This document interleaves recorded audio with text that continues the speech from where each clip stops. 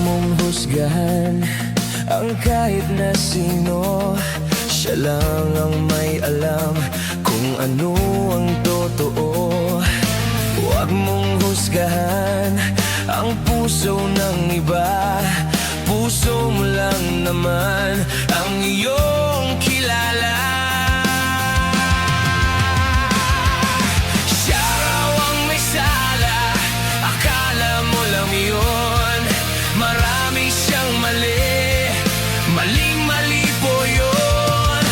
Di siya totoo, hindi yun ganon. Baka naman kasi akala mo lang yun.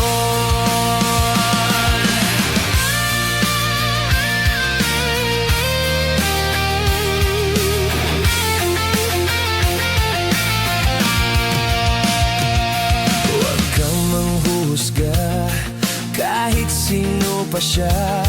Huwag kang magsalita, baka sumablay ka. Huwag mong husgahan